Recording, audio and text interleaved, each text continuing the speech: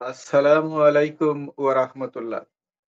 প্রিয় দর্শকবৃন্দ, VAT with doctor Rauf YouTube চ্যানেলে স্বাগতম। আজ আমাদের ১৪৫ তম পর্ব।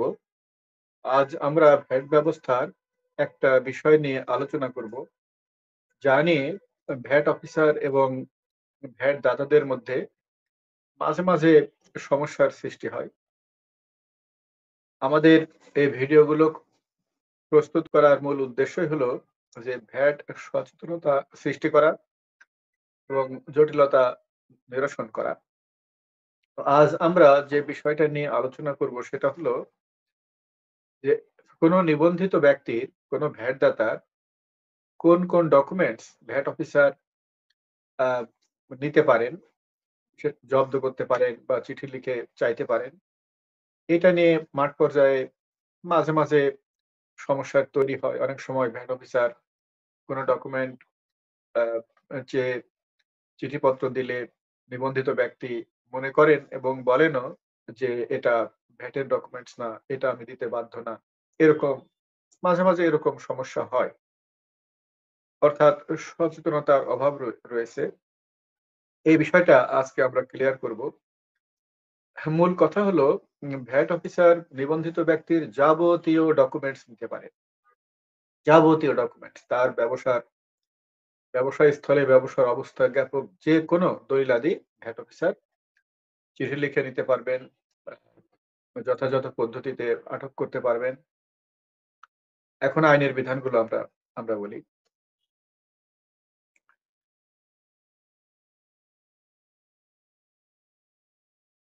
কিছু, কিছু ভ্যাট দাতা রয়েছেন যারা মনে করেন যে ভ্যাট ডকুমেন্টস বলতে ভ্যাটের ক্রয় হিসাব পুস্তক মূসক 6.1, বিক্রয় হিসাব পুস্তক মূসক 6.2, চালানপত্র মূসক 6.3, দাখিলপত্র মূসক 9.1 ইত্যাদি ভ্যাটের যে ডকুমেন্টস গুলো আছে এগুলোকে বোঝায়।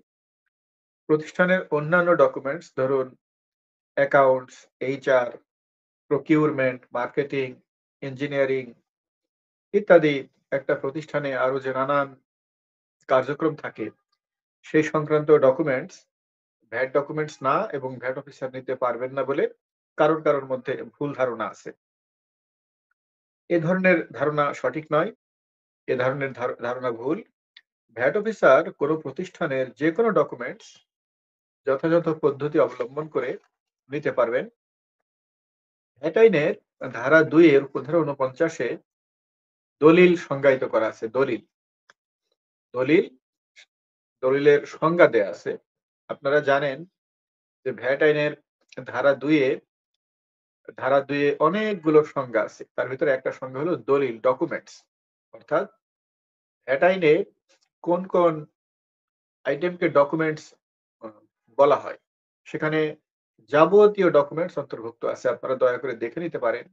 সেখানে সকল প্রকার hard copy documents, electronic documents সব সেখানে অন্তর্ভুক্ত আছে। হ্যাঁ, যে যেকোনো আ যেকোনো কিছু যেখানে কোনো তথ্য ধারণ করা হয়, লিখিতভাবে প্রকাশ করা হয়, সেটাই ডকুমেন্টস। ভ্যাট আইনের ধারা ২ এর উপধারা ৪৯ অনুসারে।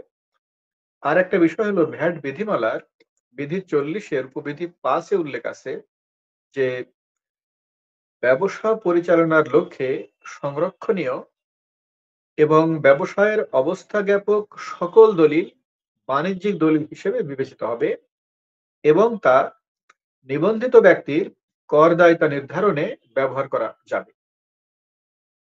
ব্যবসা পরিচালনার লক্ষ্যে সংরক্ষণীয় যে দলিল ব্যবসা পরিচালনার জন্য সংরক্ষণ করা হয় সেটা ভ্যাট দলিল সংক্রান্ত হোক, সেটা আয়কর সংক্রান্ত হোক, সেটা কাস্টম সংক্রান্ত হোক, সেটা এইচআর সংক্রান্ত হোক, সেটা মার্কেটিং সংক্রান্ত হোক, সেটা আ সেটা বোর্ড মিটিং সংক্রান্ত হোক, সেটা মসজিদ নির্মাণ সংক্রান্ত হোক, সেটা দান সংক্রান্ত হোক, যাই হোক না কেন যেকোনো দলিল ব্যবসায়ের অবস্থা জ্ঞাপক সকল দলিল।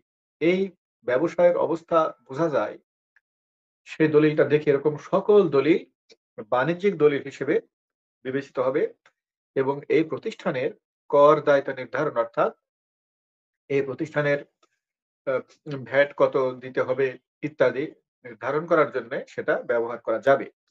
তাই যথাযথ ভ্যাট অফিসার যথাযথ পদ্ধতিতে নিবন্ধিত ব্যক্তির যেকোনো দলিলাদি ডকুমেন্টস নিতে পারবেন এবং সেই ডকুমেন্টস গুলো তিনি ব্যবহার করে ওই প্রতিষ্ঠানের কর দায়িত্ব নির্ধারণ করতে পারবেন। প্রিয় দর্শক, আমরা আজকের ভিডিওর প্রায় শেষাংশে চলে এসেছি। আমরা আজকের এই ভিডিওতে একটা বিষয় স্পষ্টীকরণ করার চেষ্টা করলাম। সেটা হলো ভ্যাট অফিসার কোন প্রতিষ্ঠানের যাবতীয় ডকুমেন্টস নিতে পারবেন। কেউ মনে করে থাকেন যে ভ্যাট অফিসার শুধু ভ্যাট সংক্রান্ত ডকুমেন্ট ছাড়া অন্য ডকুমেন্ট নিতে পারবেন না। এ ধরনের ধারণা সঠিক না।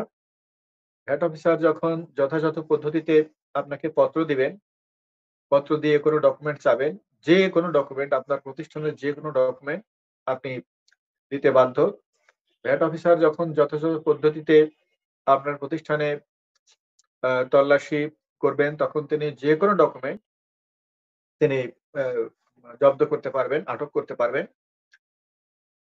আমাদেরকে আইনের বিধিবিধান বুঝতে হবে এবং আইনের বিধিবিধান পরিপালন করতে হবে। আমি প্রায় বলি বা আমার একটা স্লোগান বলতে পারেন, সেটা হলো compliance reduces business cost. Compliance reduces business cost.